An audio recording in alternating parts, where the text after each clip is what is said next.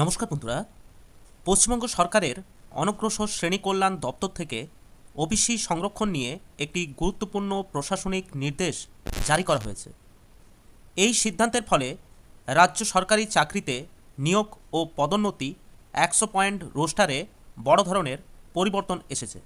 গত 18 মে 2026 তারিখে অনগ্রসর শ্রেণী কল্যাণ দপ্তরের সচিব মাননীয় সঞ্জয় বানসাল এই বিজ্ঞপ্তিটি প্রকাশ করেন।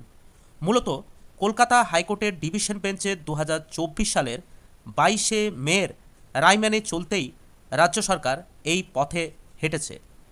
এর ফলে ওবিসি সংরক্ষণের পুরনো নিয়মে বড় বদল ঘটেছে। রাজ্যপালের নির্দেশ মেনে 2025 সালে জারি হওয়া বেশ কিছু সরকারি নির্দেশিকা এখন থেকে আর কার্যকর থাকছে না। সুপ্রিম কোর্ট ও হাইকোর্টের আইনি লড়াইয়ের পর যে নোটিশগুলি বাতিল করা হয়েছে সেগুলি হলো, প্রথমত 8 মে 2025 তারিখের নোটিফিকেশান, দ্বিতীয়টি হলো 27 মে 2025 তারিখের নোটিফিকেশান এবং তৃতীয়টি হলো 23 জুন 2025 তারিখের দুটি পৃথক নোটিফিকেশান এবং সর্বশেষ 12 জুন 2026 তারিখের নোটিফিকেশান। পাশাপাশি গত 27 জানুয়ারি 2026 তারিখে প্রকাশিত 100 পয়েন্ট রোস্টারটি সংশোধন করে নতুন করে তৈরি করার জন্য শ্রম দপ্তরকে নির্দেশ দেওয়া হয়েছে। কলকাতা হাইকোর্টের রায় অনুযায়ী 2010 সালের আগে রাজ্য সরকারের ওবিসি তালিকায় থাকা 66টি জাতিকেই কেবল বৈধ বলে মানা হয়েছে। আগে রাজ্যে ওবিসি এ 10% এবং ওবিসি বি 7%, দুটি মিলিয়ে মোট 17% সংরক্ষণের নিয়ম ছিল, যা এখন থেকে আর বহাল থাকছে না। পরিবর্তিত নিয়ম অনুযায়ী ওই 66টি ওবিসি জাতি সরকারি চাকরি এবং বিভিন্ন পদে এখন থেকে 7% হারে সংরক্ষণের সুবিধা পাবেন। হিন্দু ও মুসলিম উভয় সম্প্রদায়ের মানুষই এই তালিকার মধ্যে অন্তর্ভুক্ত রয়েছেন। সাধারণ মানুষ যাতে সহজেই নিজেদের জাতের অবস্থান যাচাই করতে পারেন, তার জন্য নতুন বিজ্ঞপ্তির সঙ্গে 66টি জাতির তালিকাও দেওয়া হয়েছে। আপনারা নোটিফিকেশনের সাথে সেই 66টি জাতির তালিকা দেখতে পাচ্ছেন।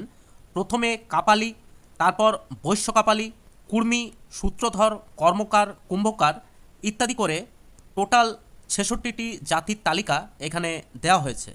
এই নতুন রোস্টার কার্যকর হওয়ার ফলে সরকারি নিয়োগ প্রক্রিয়া এবং ভ্যাকেন্সি পূরণের পদ্ধতিতে বড় প্রভাব পড়তে চলেছে।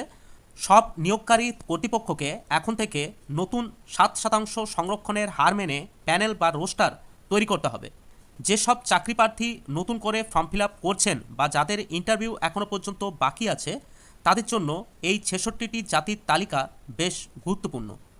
আইনি জটিলতা এড়াতে দপ্তরগুলিকে তাদের পুরনো রোস্টার পয়েন্ট নতুন করে গুছিয়ে নিতে হবে এবং আপনি যদি ওবিসি ক্যাটাগরির অন্তর্ভুক্ত হয়ে থাকেন, তাহলে সবার আগে এই 66টি বৈধ তালিকার মধ্যে আপনার জাতি অন্তর্ভুক্ত আছে কিনা সেটি অবশ্যই দেখে নেবেন।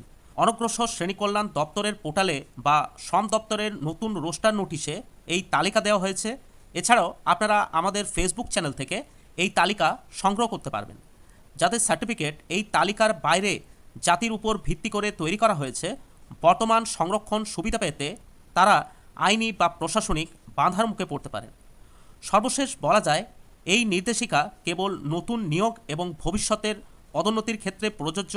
হাইকোর্টের নির্দেশের আগে নিয়োগগুলি সুসংরক্ষিত থাকলেও এখন থেকে নতুন রোস্টার পয়েন্ট মেনেই সমস্ত কাজ চলতে থাকবে।